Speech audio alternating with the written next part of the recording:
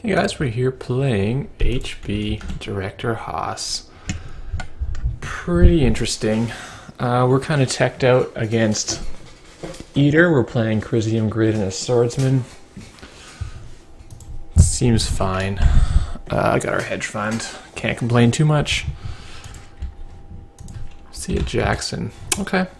So we're playing ETF, which means we have money for days. Probably just ice R&D. I doubt he's on Siphon. If he is, we're in trouble, but have to live with it. This Swordsman. Director Haas goes right in the bin. We're playing 3 of those, which I think is probably wrong. The issue with 3 of them is that they're just in your deck, waiting to be stolen or imped.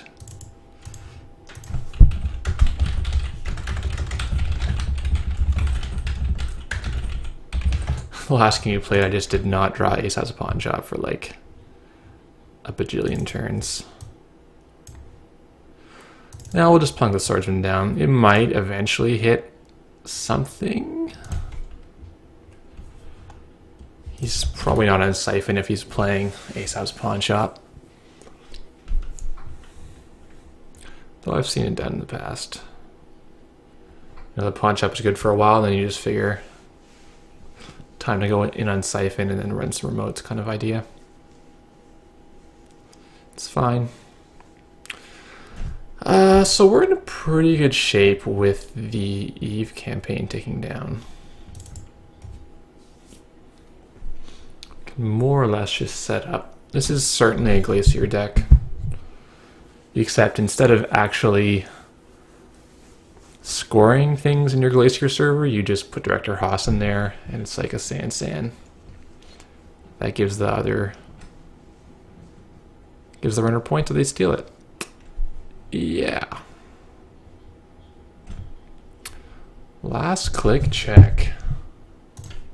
He's always got the Mimic out to stop architects, so it's not that risky. NAPD, that's a big do not want. Let's double draw. Get a toll booth, don't really want that. Let's double draw again. Is he in Hades Shard? Probably not. If he is, I don't really care. He can take his NAPD contract and enjoy it. I want to make him run on this Jackson.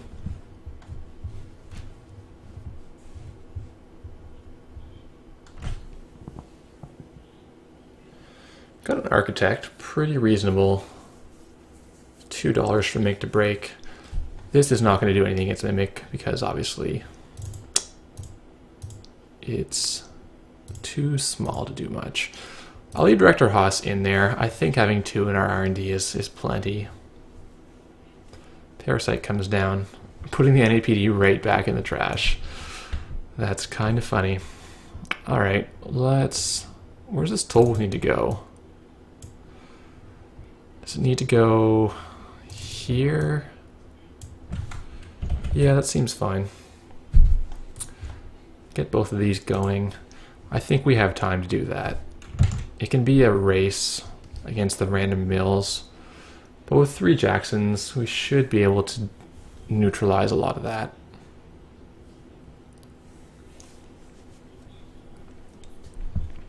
Put money in Katie, so not something you see too often.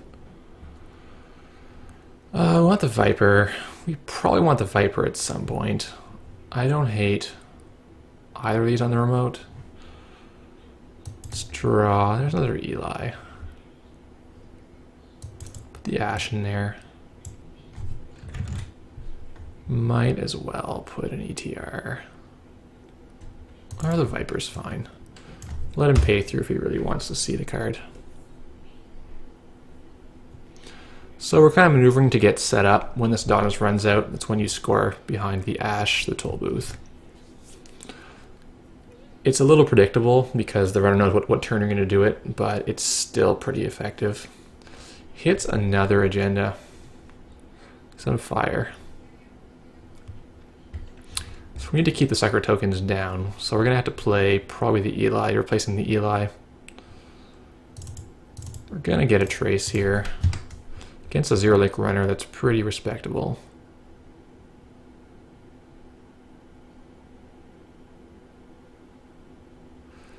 He loses a click, and he's gonna maybe ETR? I don't know.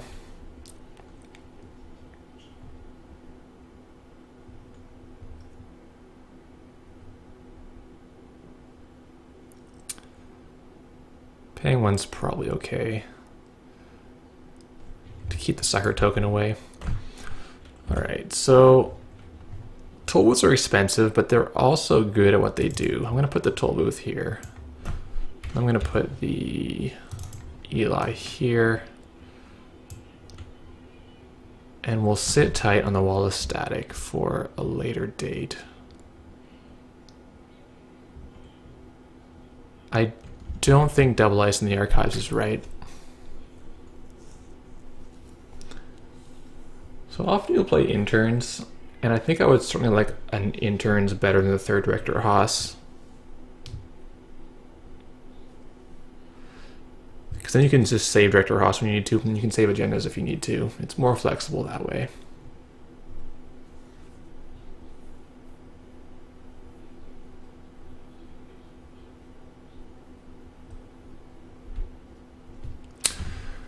Mandatory upgrades is not a card I would play. I don't think it's scoreable especially much. I guess we'll play the architect as a tax here. Play the wall of static to resist parasites. And probably just click for money. We're actually committed. Essentially all our money is already committed to ice. 8, 16, another 7 is 23. 26 bucks of ice on the board that we might need to res at some point. Do we go for man ups? Like, we probably have to. He knocks another director Haas away, so at least they're not getting stolen. But I'm not pleased that there's 4 points in it of our 4 points of agendas in the archives. Parasite comes down on the Viper, knocking down a Vitruvius. So now there's 6 points in the archives. This is actually horrific. We're only playing 10 agendas, and he can already nearly win. So let's draw. There's a Vitruvius. If we can actually score this, we can pull another Vitruvius out of the archives. Right? That's kind of our ideal scenario.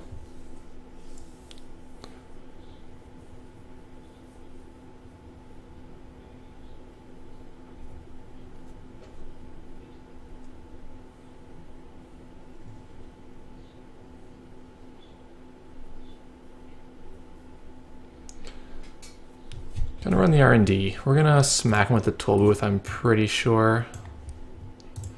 Yeah, making him lose $3 is a big deal. And no sucker token is great.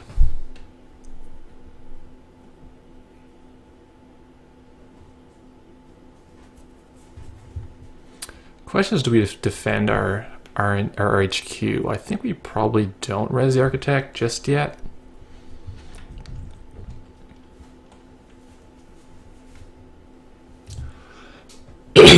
Let's think. If you let him click, he's going to be able to get a sucker token and a 1 in 3 shot. But this doesn't do a ton for us. 7. We still have 2 on the eve. I'm going to res this. We'll let him pay $2. He's fairly poor, so the tax seems good. We're going to need stuff to keep him off. Sucker tokens for as long as possible.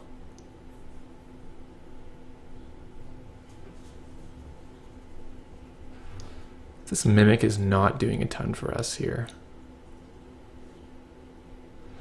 Or rather, it is doing a ton of work against the ice in our deck, which is all our sentries are 3 power or less.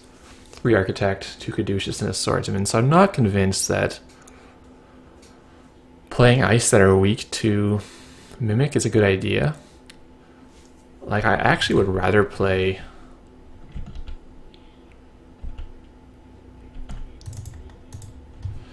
Data Raven with no tag punishment than the Caduceus, because the Data Raven's gonna make him jack out, and it's gonna go over the Mimic.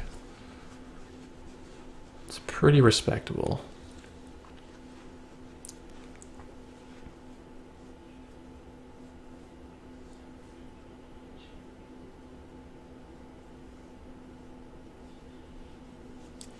Well, at least he missed that time.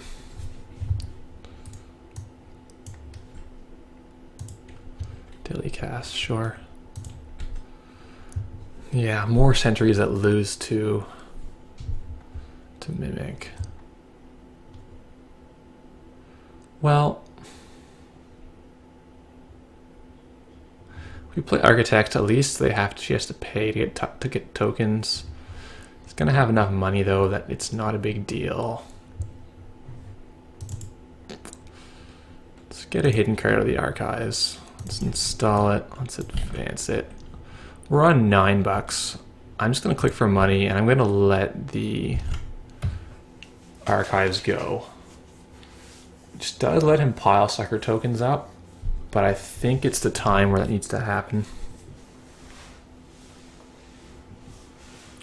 If we can just keep him from scoring any points, we'll be able to stabilize, because that's what ETF is great for. Just getting a dollar every turn, hunkering down, and stabilizing. So our decision point now is, do we res the toll booth and then just trace 4 in the ash, or do we try the wall of static? The wall of static is going to cost a lot less, and it loses to Grimoire.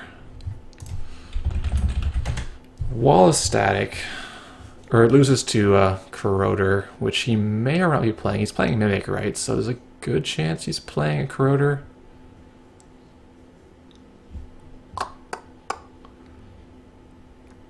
Play the booth, we smack him for $3, then he goes to David, $3 more. Puts into 5, he beats the trace. So if he has exactly David, he gets in. But it would burn 2 of his David tokens. I'm going to play a little bit greedy and res the wall of static with the idea of trying to get another token on Vitruvius and save my Vitruvius from the archives.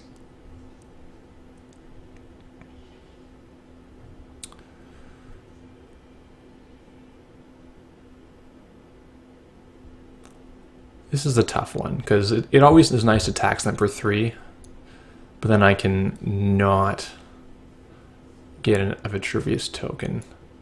And those tokens are pretty powerful.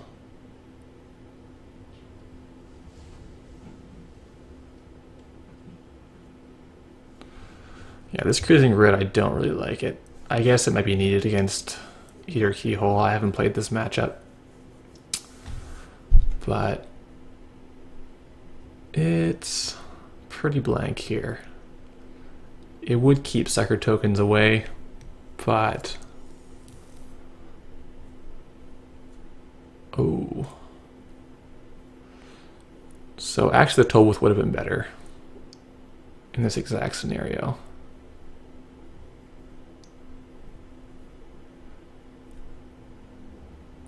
It's going to be a stim hack. No, a regular run. He's going to go to 7. Are we going to trace him out of this server? We need to pay 6 to do so, and then we don't actually. Let's do the no res here. We'll res the ash. Now, if he wants to beat this ash, we're going to pump by 1. Now, if he pays 5 to win the trace, he cannot trash ash. This is where you want to be in this trace. You want to be at the part where if they see the card, they're worried about NAPD. If he pays 5 to see NAPD, he's so sad because he cannot even trash the ash. So what do you do here if you're the runner? It's a really tough decision. So maybe think about it and post in the comments if you would pay the money here. Pay $5 to see what this card is, when you know that NAPs are in basically every corp deck.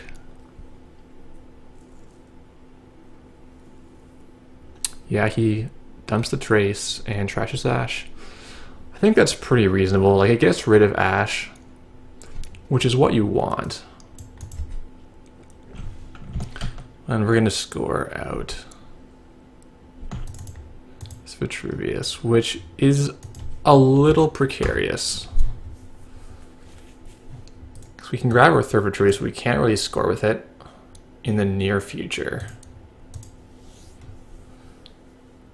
So we have to argue whether we even want to save the third Vitruvius when it goes to our hand. We're going to save the third Vitruvius.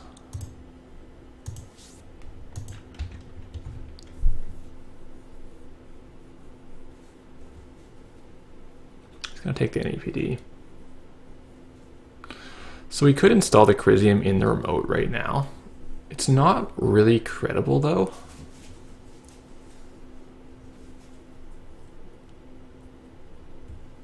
Because if we didn't res this the first time, it probably costs a lot of money, right? We would be unable to res it on the credits we had. So if we put it in there, he's not going to worry that we're going to score out from under him.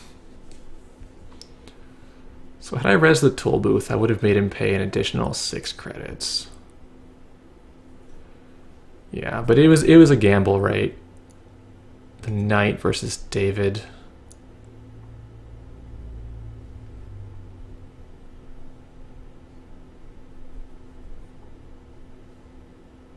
No, actually, I'm not sure I did the math right. It might have better res the toll booth.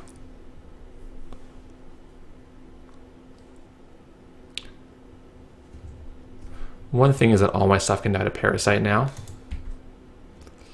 There's a beta test. I mean, if we stick this on the remote, we're so vulnerable to him just running it, which seems bad.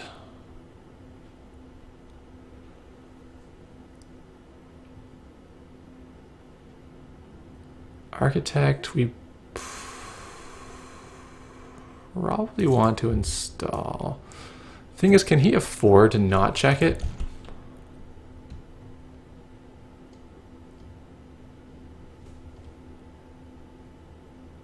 That is the big question. Can he afford to not check it? I'm going to say that he can afford to not check it.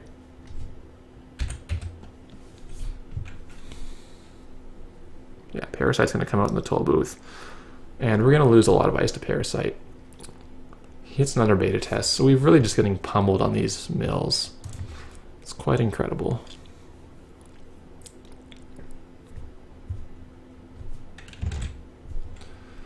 So you really don't want to try to push from agendas out against Noise when he's attacking your essentials, because if you leave Sucker tokens get out of control, then you just lose the game to Parasite Recursion. So we need to think about how we're going to somehow defend our centrals here. This blue hole clearance, I don't like it at all.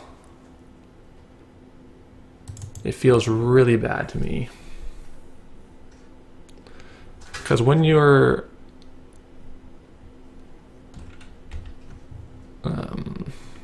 HP Glacier, your hand is usually full to things you want.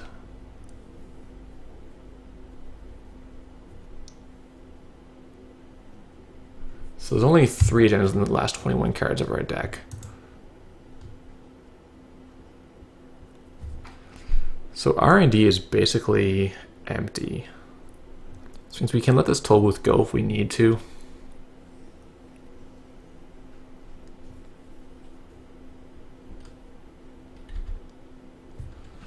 Wow. See, if we draw, we're going to end our turn in 7 cards, discarding 2 of them and not having installed anything. Well, we could install the Crisium grid. Would he even try it? I don't think he would. Alright, well, Director Haas is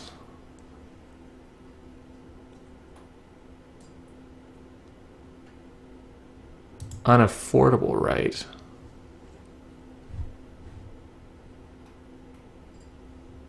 Or is she?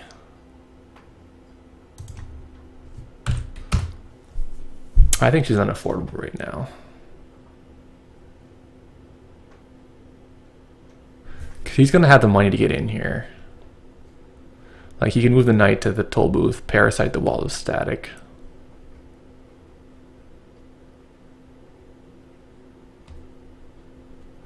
You may think this is Jackson.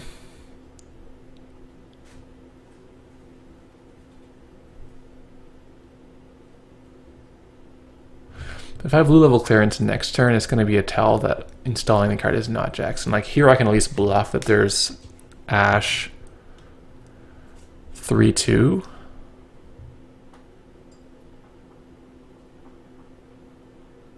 Which is probably my best option.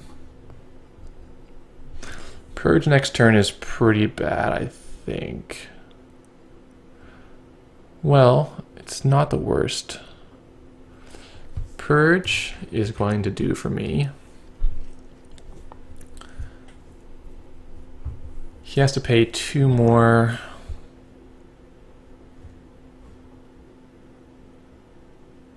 No, I think Purge is pretty bad here.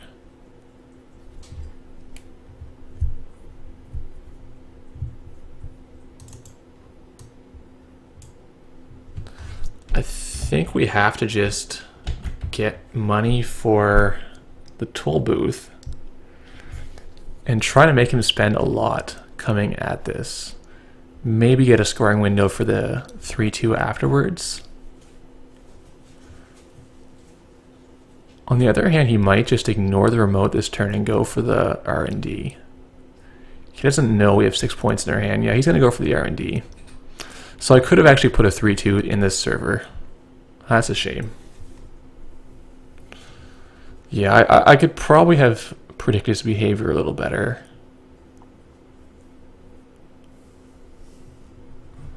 Like, as it turns out, we've already...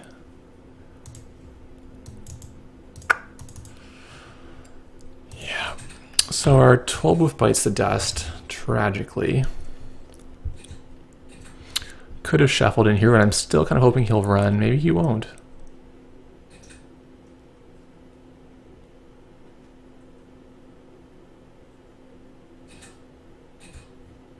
Does he take an EPD here as a question? He's thinking about this.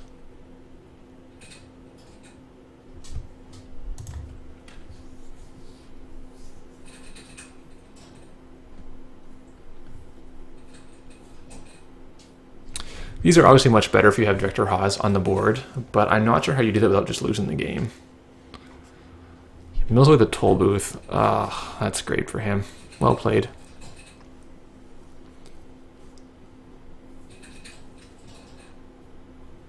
Or no, the toll booth was already there. He milled away the Adonis campaign. He's going to get better access.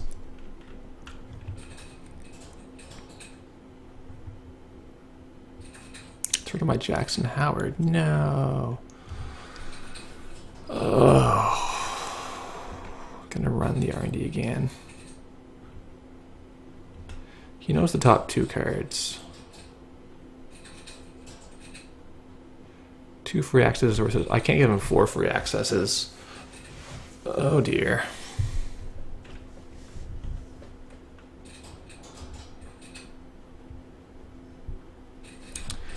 Yeah, they're all in my hand, which he's not really aware of. If I purge here, it's like pretty awful. If I defend with Ash, he's gonna have $9.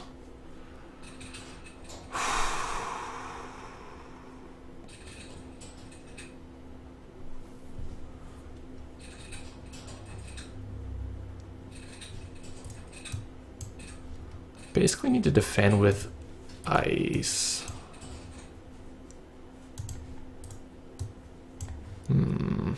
Okay, let's hit blue level. Put the toll booth back. Throw out the man-ups, I guess.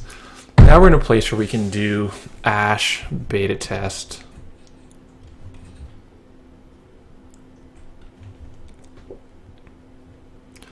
So we probably have to purge next turn, but we don't really want to purge. But we pretty much have to. I think a Cyberdex virus trial would be a good bet in this deck. Like just as a one of. Something you can at least install somewhere and get $1. So it's never as dead as it could be in other decks. And it can just blow out the runner in the right situation.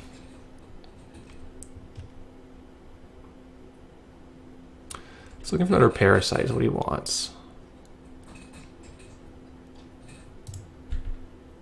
Okay, we have to just scan our virus purge here.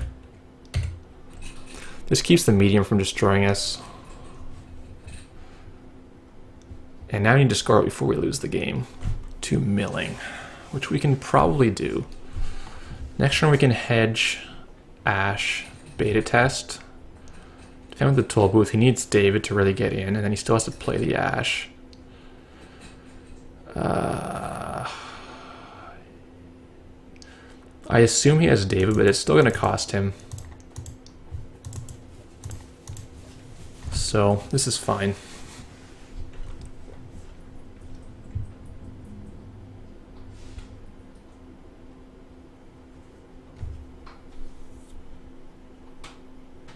Oh, he's just going to parasite it and slowly make his way back in here. That's fair.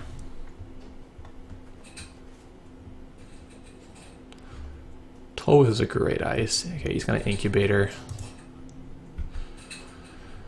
Okay. Well, there's an NAP in the trash. Can we leave it there? We probably can't.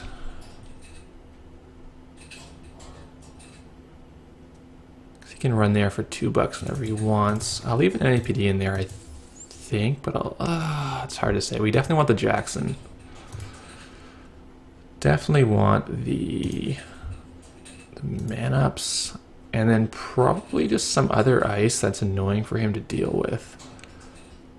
The Viper is a pretty big trace.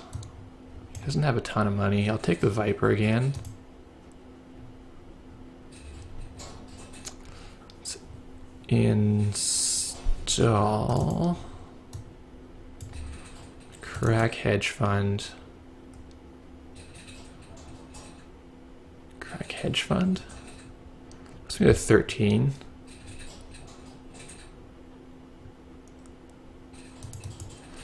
This seems good. Like, he thinks this is Ash, right?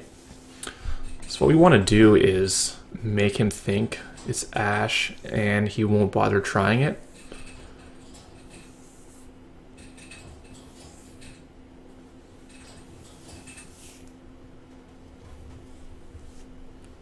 So he needs like exactly David to get in this. Or like, I guess, another knight and stim hack.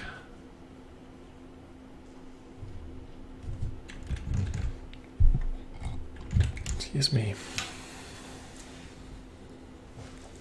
It's gonna be down to the wire. These HB decks are quite slow. And depending if you see your Jacksons or not, you can definitely get... There's the man-ups. I really hate that card. I think it's completely unscorable. We're not going to fire the beta test. There's too much ice in the trash already. 4, 5, 6, 7, 8, 9, 10, 11, 12, 13, 14. So there's 4 and 9 cards are ice, but there's not worth the chance of dumping something more in the archives. Pawns the Katie. It's desperate measures, right? So he can incubate onto the toll booth and just run with the medium a bunch of times, which is what he's going to do. Makes sense. Avoids paying $3 there. There is one agenda in those 9 cards, and it's NAPD contract. So this is great.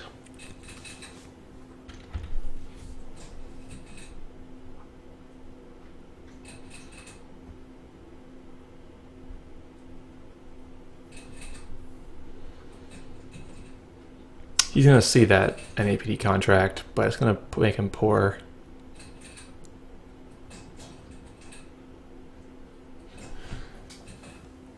Double medium. Yep.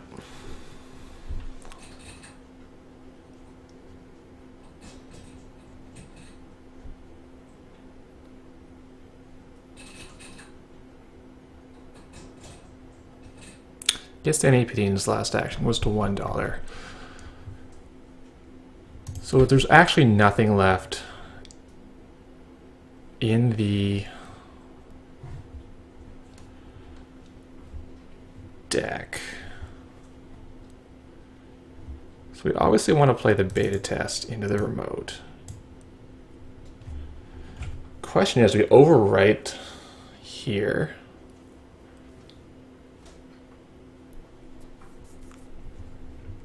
He's going to be at 3. He can be at 6. We can Viper on the R&D. Or we can Ash there. I'm going to play the Ash here. And what I want to do is 3 and 8. Yeah, so I actually cannot even res this Ash unless he's going to win the game. Or we cannot run the remote afterwards.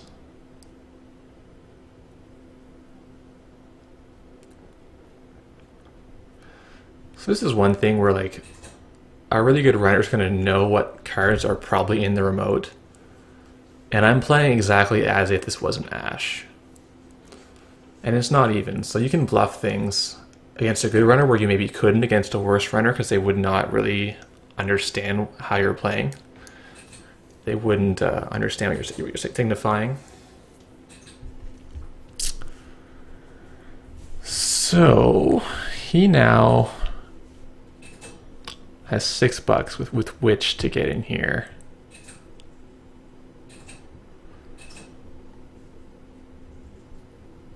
I'm curious if he'll click for money 3 times and then run here, in which case he's at $7. I have to trace a lot. Well, I have to trace... No, I'm okay actually. 7, he has to trace 4, puts him to 3, and he can't take it. I think he needs to pawn his data sucker.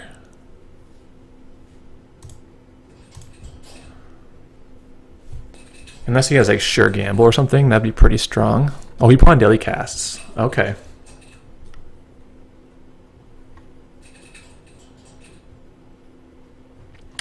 Money is mine. Interesting.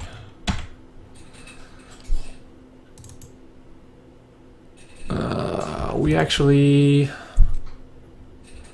are gonna lose because he can just... Yeah, the Viper would actually have been the right call. Yeah, I'm kind of dumb. That was a huge misplay. The Viper is exactly what we need to do. I was somehow thinking he had to break the trace, but he does not. Wait, he trashes the Ash. Or did I count it right? Oh, he didn't access the cards. They still flip up.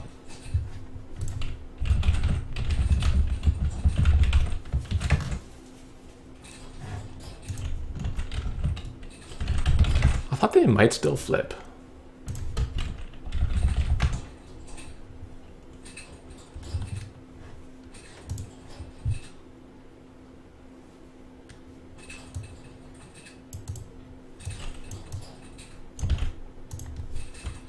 Yeah, it does. Okay, so I'll just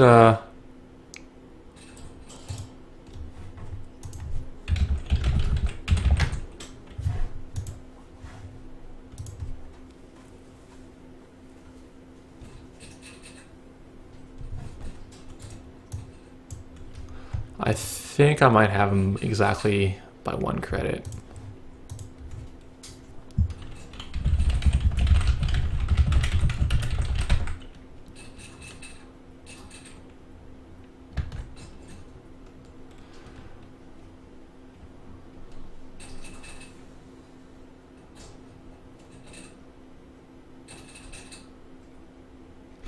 But yeah, I think the Viper is probably better than the Ash. He would need to have like a Parasite to kill the Viper.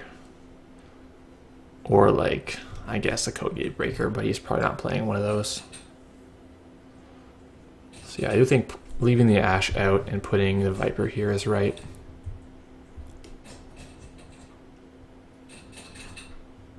It's more robust.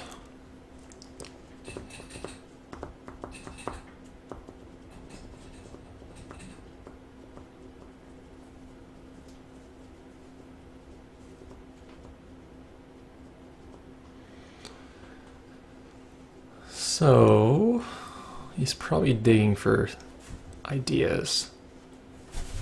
Like he doesn't know it's an HQ, right? If he runs HQ, he's got a 1 or 2 and 3 chance to win the game. I think that will occur to him.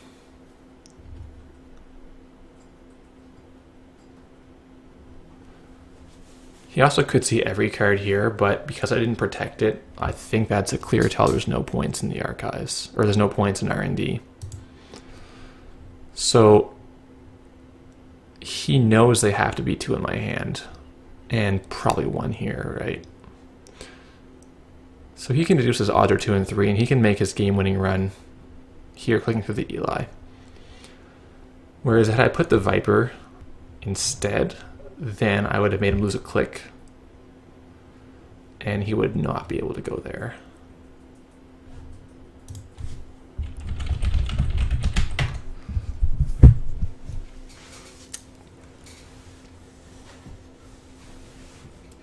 So overall, Director Haas is a big flop this game, and in my experience, the better the runner, the more of a flop it is, because you just don't have a window to use her without her just getting trashed, and then they have 2 points, and then you need to follow up, right?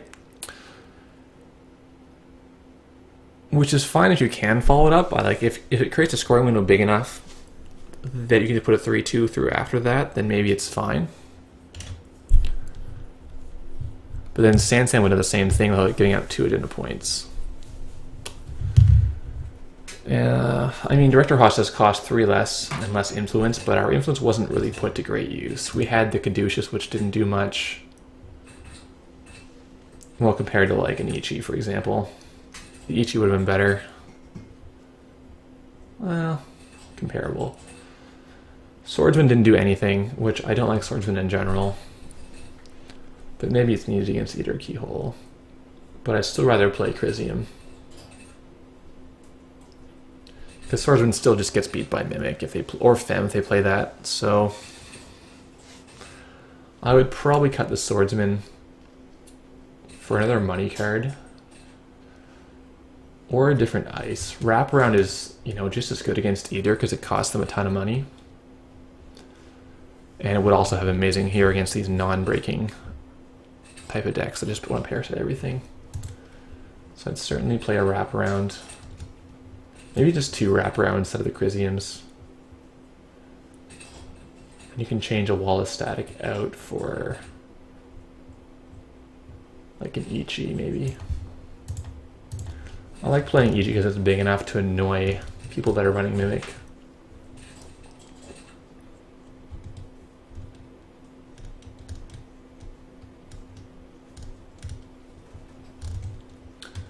So he's deep in thought. He's probably counting my agenda points, or counting the agendas that have been seen. There's 6 here, 2, 2. He's probably not expecting 3 Director Haas, but actually they're all in the trash, so he knows there's no more Haas in the deck.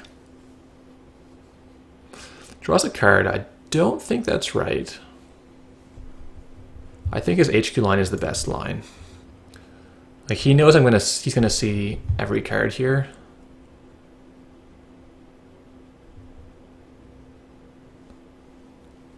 So he would only win if I had left something in there and just didn't have ice. But if that was the case, I probably would have put the Ash here.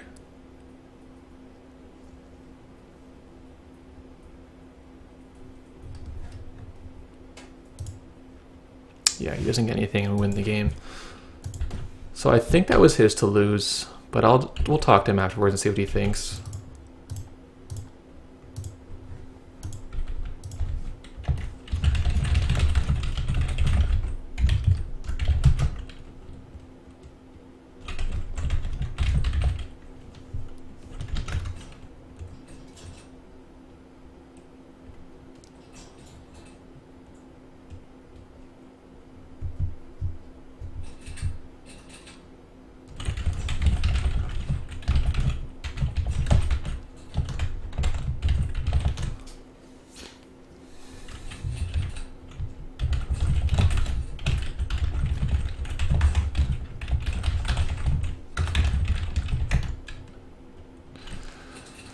Yeah, I mean,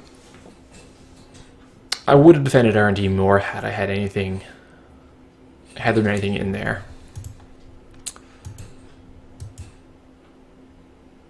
Yeah.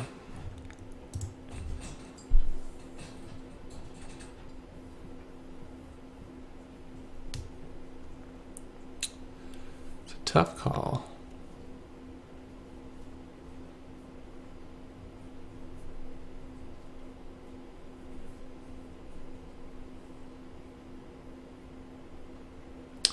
Yeah, the behavior is what it is.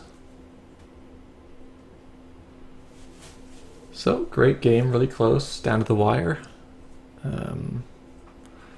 Not sure in the Director Haas deck, but, you know, regular old HB is still a thing. Thanks for watching.